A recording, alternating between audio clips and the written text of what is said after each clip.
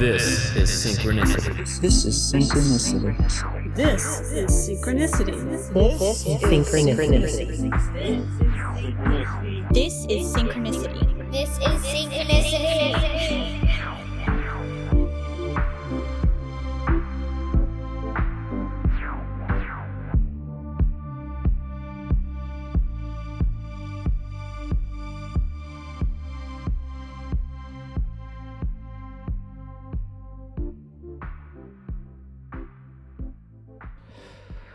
Welcome to Synchronicity. This is it. This is the episode you've been waiting for. You might not even know you've been waiting for it, but this is the episode. Solo cast, no guest today. That'd be a really nice way to introduce a guest, though. I should do that. What we're going to be doing today is going over an Imaginal technique, actually two techniques, that have radically changed my life in a very short period of time. I am only speaking from direct experience. Sometimes you speculate, you conceptualize, you offer things that you don't have direct experience in, and that's okay. It's probing, it's feeling, it's searching, it's being curious, and that's great. But when you find something and you have direct experience with it and it's validated over and over and over again, that's time, I think, to share something. So that's what I'm going to be doing today. Also, a lot of people have been asking me about this. I was on another great podcast that will be linked to in this, and you can get even another overview of what I'm going to go over in a slightly different way if you want to hear me interviewed about it. But this it's going to be a good episode is what I'm trying to get at. So, this is what I forgot what I was saying, and I'll say it again. A lot of people have been asking me how to do this, and I feel like this is an easier thing for me to do, and a more effective one is to point people directly to this episode and say, hey, listen to that, and then tell me what you think, and then we can talk about it. So this episode is really about imagination in full. Here's the concept. I'm going to give you the premise and then a technique. And if anyone has any questions about this, this will probably work for a little bit, and then I think there'll be too many emails, but write it noah@syncpodcast.com. That's syncpodcast.com, and I'll do my best to get back to you very quickly because I realize there could be a lot of questions about this. So this specific technique and premise. So here's the premise. All right. Also, I'm going to point this out, and I don't want anyone to take this the wrong way, but if you do what I am going to give you as a technique to do, it's going to change your world because it will work if you do it earnestly and honestly, and it's going to change the way your reality works forever. So I say that not as a teaser, as a cliffhanger, as something to pique people's interest. I say it as a genuine precautionary warning that if your life is comfortable and you like the way it is and you're just maybe poking around for some things, this might not be the technique for you. But if you are genuinely you want to use the Matrix analogy, you're about to take, the red pill, whatever, the one where he escapes the Matrix. That's kind of what this is like. I know this is like super hard sell too. It's crazy. I'm totally hyping this up as my friend who I told this to earlier today on a phone call. Right now, I'm doing like 20 of these phone calls. Let's do it a little less. How about that? Anyway, here's the technique. The first thing you're going to have to do, and I'll preface this by saying this took me 35 years, almost 36 years, really, to figure out. Never did this before consciously, never thought about it enough to actually truly put it into action. I think I've unconsciously done it. I think we all do. I didn't even give you the premise. Look at this. This is a classic way to do this. And we'll be weeding out people along the way who just think I'm a loon. So if you're still tuned in and you think this is good, congratulations. So here's the premise. Imagination, your wonderful human imagination creates reality as we know it. It precedes reality as we know it. Waking life, this world that we're in, this three-dimensional world and the one dimension of time, moving backwards to forward, not from the back forwards. It's always moving forward, right? Time. Our imagination creates that. It creates it in advance of what we experience in this world. And that's like, okay, cool. What are we going to do with that, buddy? Not particularly helpful. The key is that if you recognize that as a reality, there's a technique you can try to see if you can actually imagine things into this world and into reality. And then if that starts to happen, how do you solidify that that's the operative principle at play? Not that you precognitively intuited that something was going to happen, or this was just a set of circumstances that were going to happen anyway. How do you make sure you know that this was an imaginal act made manifest? You selected a reality, a version of it that you wanted to live in. So here is what you do to test this out. Don't take my word for this. Don't take anyone's word for anything related to your own consciousness and awareness and mind. That I can't say that more clearly. You can like people, they may have techniques and modalities and cool things and really just be genuinely awesome people, but you got to do it yourself. So you need the direct experience if you're going to believe this, and that I'm giving you a technique where hopefully you can build that direct experience. And if you do it, you will. I know that. My hit rate so far is 100%. I'll let you know if and when it dips. I don't think so. So here's what you do. You figure out something that you truly desire, that you want, a deepest possible wish that you long for. And this may take you a little bit, or it may not take you long at all. You may know exactly what you want. Great. You're way faster at it than me. It took me way longer to do it. But it's something worth thinking about. Even if you're not going to do this technique, this is just a great thing to do. But find that thing. It can be multiple things. You can even start with a small thing that you want, but it's not like the core essence of your being and fulfillment. But I recommend that as well. But find something you really want. Anything. It can be material, it can be immaterial, it can be a relationship, it can be an encounter, it can be financial success, it can be anything you want. Your imagination is the limit of what this can be.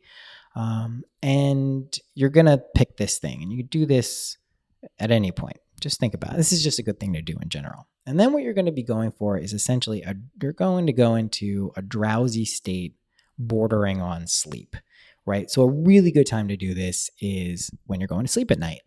So a thing we do every day for the most part. And another good time to do it is if you're just waking up in the morning. But I find the benefit of doing it right before you go to sleep is that you do this technique correctly, it shifts it into your unconscious, and then that allows this to really work its magic. Because your conscious mind, your rational mind, your analytical mind is not going to like what I'm telling you. It's not going to it's going to be like, this is cockamamie, don't make sense, does not compute. And that's fair and that's valid, because pretty much this is not how our world works when we're awake. We have natural laws, we have things, the idea that consciousness or imagination creates reality, and then we can have some influence over it. Oh man, that's really weird. So there's going to be a lot of obstacles potentially to you grokking this concept, fully integrating it. But here's the technique, because you can test it. And that's the beautiful thing. You can empirically test this. So once you have that thing that you want, you desire, your wish, what you're going to do is you're going to imagine a scene, and you're on the sleep. Let's say it's nighttime. You can also do this not at nighttime. You can just enter this state. And here's another cool thing. You don't have to be like stone cold sober and in like some holy state of mind to do this. This is not predicated on you meditating and going to a Vipassana retreat for 30 days and clearing your mind and purifying your soul and only eating vegan. You can do that. Those are wonderful things to do, but it is not predicated on this. You could smoke some weed. You could drink a little alcohol. You can do things that get you into this state reliably. And this is what you're going to do when you're there. In your imagination, we all have one, you're going to create a scene, a short, compact scene that you fill with sensory detail. But the scene, the important thing about it is it's going to imply that the thing you want, the desire, the wish, has already been achieved. So it's going to come after this has been achieved. So for instance, let's say you want a job, right? You're at a job and you want a promotion. That's what you really want. I don't know how many people that's going to be, but it could be. What you would imagine is you shake hands with someone and they say, congratulations on the new job. And you go, yeah. And you load this scene up in your imagination, which with at least as much detail as this world has. Try to get as close as possible to waking life as possible. If you can exceed it, bonus points. Okay, do that. And then the next thing you're going to do is load this scene up with an emotion, a powerful, I recommend loving emotion or feeling, sentiment, and you're just going to charge it in. And here's where the secret is that I've found for myself. I haven't heard anyone talk about this. And I'll address about how this, people have asked me how this relates to The Secret, the book. I don't know. I didn't read it, but someone brought up a good point I'll bring up after this. If you've read it, it's different in a key way.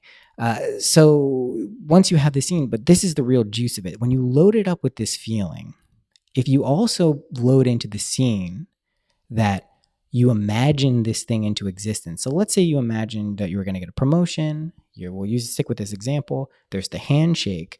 You're also going to imagine how you would feel in that situation, and also with the knowledge that you imagine this into existence. And that's a pretty awe-inspiring emotion and feeling.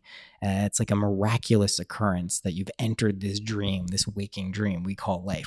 So if you do that, it seems to have kind of like a turbo boost effect is the only way I can describe it. It really is a nice little thing you can employ. So you're going to, okay, let's recap, right? You know the thing you want. You're going to be in a drowsy like sleep. Hopefully, a good time to do it is when you're going to sleep at night. Then you are going to load it with sensory detail, vividness, all 5 senses if you can, but you might not be smelling or tasting in some of these scenes. People's faces is a good thing. A very short and compact scene, right? Very short, not too long, not too much detail, because then your mind will wander and you'll start going into all these different scenarios as we normally do. It can get distracting. If a scene also is too difficult for you to imagine, you can just do a phrase like, oh, like this is so amazing. And then you have linked that with some imaginal scene. You'll see they play together in a lot of ways. So you can pick a short 3, 4, 5 word phrase, and that also works. But this is what you're going to do after you load it with sensory vividness and that emotional feeling. You're going to do nothing else. And I don't mean that in a passive way. You're going to go to sleep. Hopefully it gets shifted into your unconscious. But even if you don't and you wake up, you're not going to take any specific or extra steps to make that thing happen. So pick something where you don't have to do something. Now, here's an example. Let's say you want to be a successful, musician, an artist and producer, whatever it is. You don't stop making music, and if you want to be a famous singer and you've never taken a day of singing in your life, that's probably going to be pretty hard for you to fully believe and imagine. You can still try to do it and circumstances may arise. This is just saying, start with something that you really think is going to be possible if this is an active principle. Then you can expand to other aspects if you prove that it's a real thing. But when you imagine this thing, don't take any real world steps that will kind of help you get there. And the reason you don't want to do that is because when this thing happens, it will happen if you do this, I promise you. And you'll be able to feel your way into it at first and then maybe question it a few times. But once it happens like 4 or 5 times, it's like, okay, all right, I guess this is how it works.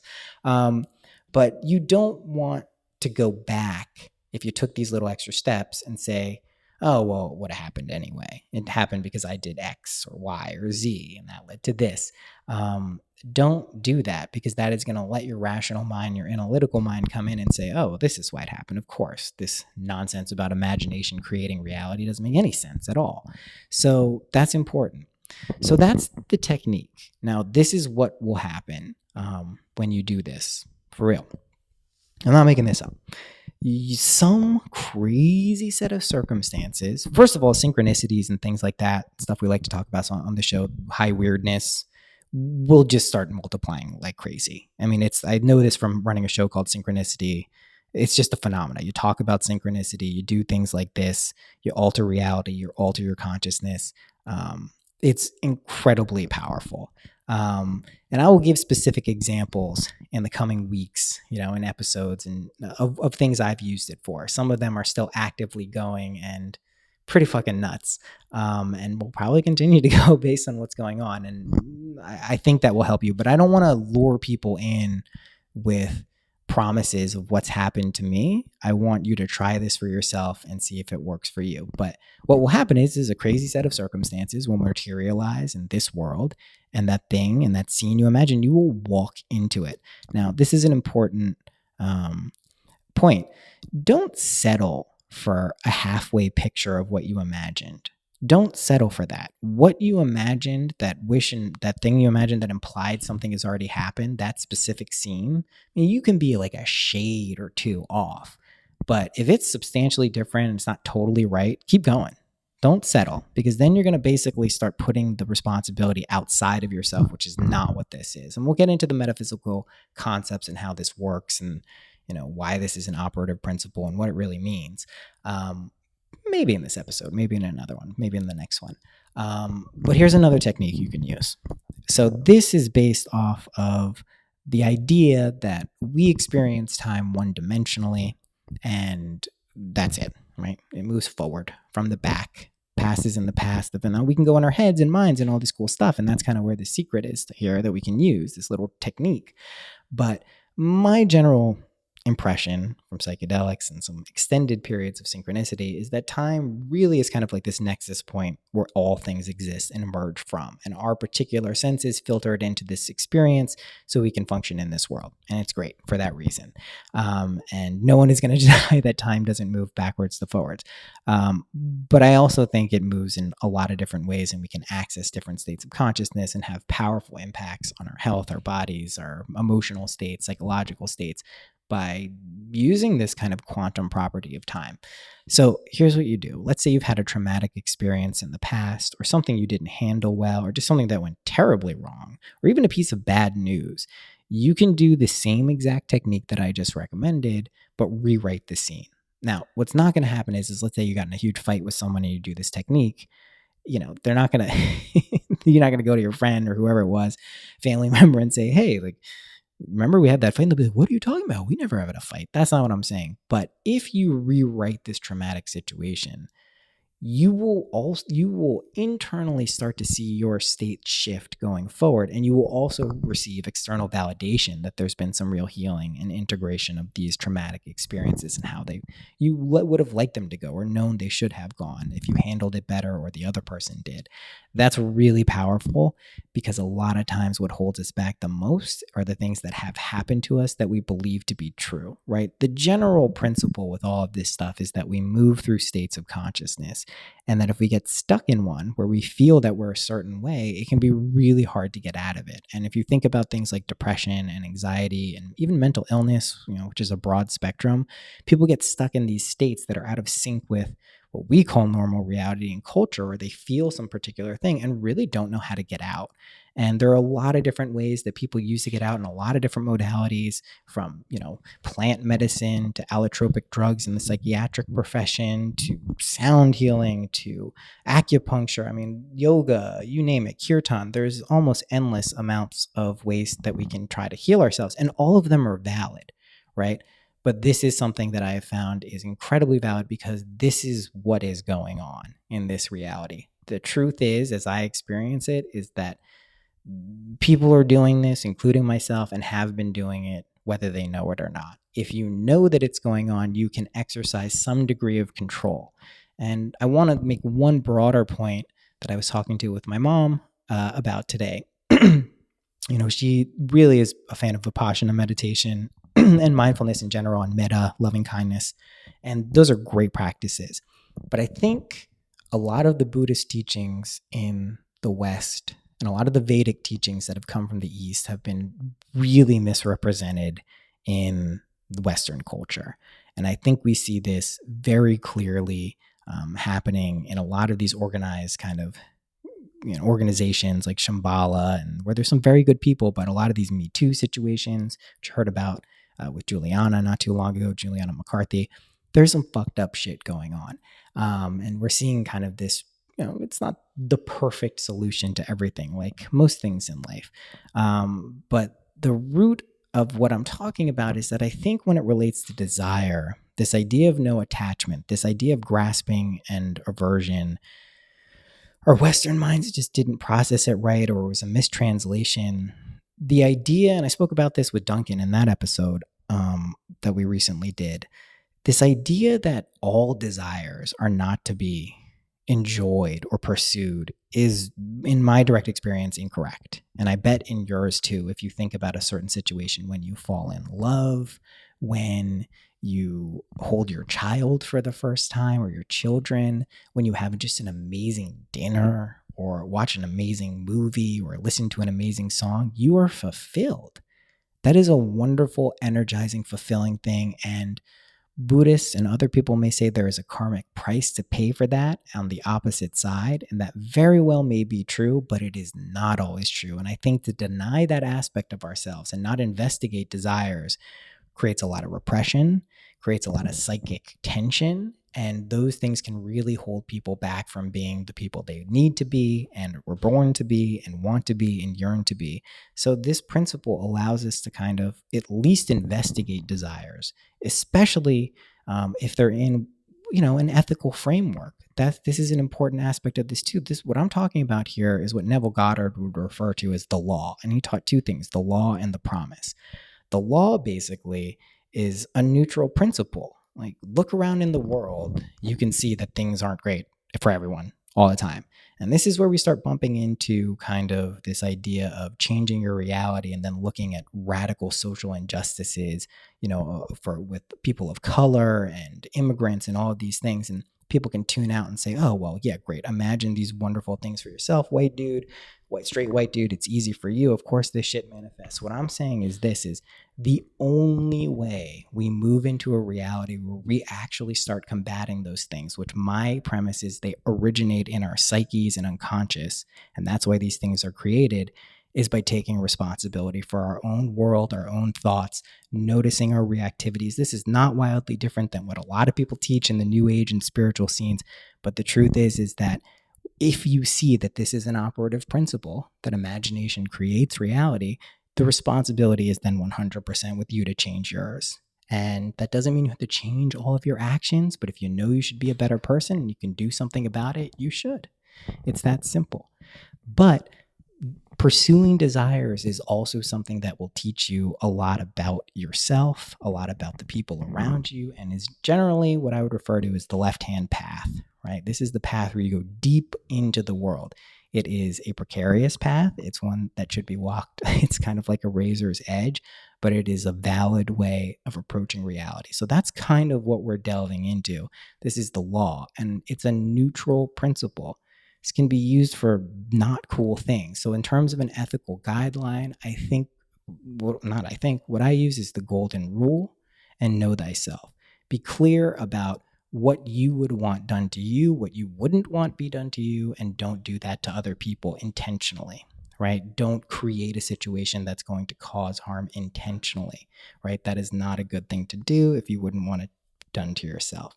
You carry those things around as your kind of tools and magical wands and scepters and rods, and you're good to go.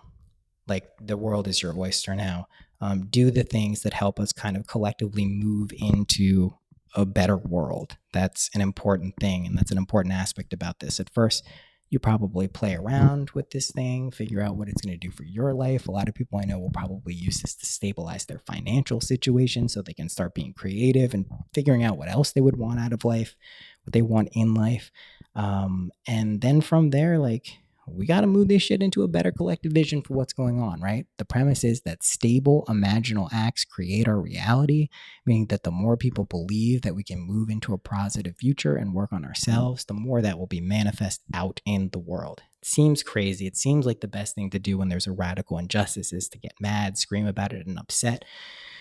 There's not validity to it, and we should be shining light on bad situations. But if you can change yourself first and use this as an operative principle, you will be way more skilled and powerful for affecting change out in the world in a variety of ways. So this is real. This is how it works. My premonitions 20 years ago, it wasn't quite. It was 2003 and 4, was that this is where reality and consciousness was moving to on a linear timeline. I think more people are seeing this. Our reality seems to get weirder and weirder just objectively. We know that the interweaving of conscious minds from the internet and things like that is going to have an impact on the world, right? It's going to be, there's going to be shit going on. And I think we're seeing this now. We are moving out of an industrial age into some post, modern, weird, surreal painting. And with these techniques, I think we can do some pretty amazing stuff for the betterment of ourselves and the world. So again, if anyone has any questions, you can email me, noah@syncpodcast.com. I'll get back to you. I will earnestly do this for anyone who has any questions about this, because I understand it's a kind of a trippy concept. Another thing I didn't point out, the world will deny the reality of what you imagine instantly, right? I mean, if you imagine a lot of money, it's not going to just materialize in front of your eyes when you open them. So you have to be very clear on reminding yourself that your imagination precedes what we experience here. That doesn't mean just be patient forever, although patience is a good virtue. It means that you want to basically take it seriously, that that's how it works. So a little mantra I like to tell myself, if doubt or anything else is creeping in, is I say this out loud in this world. I say, this is the dream, referring to waking life, and my imagination is reality. And then you just start doing that, you'll start believing it, and you'll start seeing what happens. You will move into a world where this is an operative principle. It always has been. It always will be. A lot of people experience this as intuition. They've done this for themselves intentionally and unintentionally. If you know it exists, you essentially break the enchantment. You lift the veil a little bit. You see a clearer vision of reality. And what will probably happen even before, if you're not manifesting, selecting a future where things appear different that you want, your state of consciousness will change as well. So you want to live from the thing you're imagining, not of it. You don't want to think of it. And it's very important to do this from within your own perspective, right? When you're doing that imaginal technique, you see this? I left it at the end. People are going to go and do this technique. And here's another little secret that's very important. If you listen this far, congratulations. The secret is this.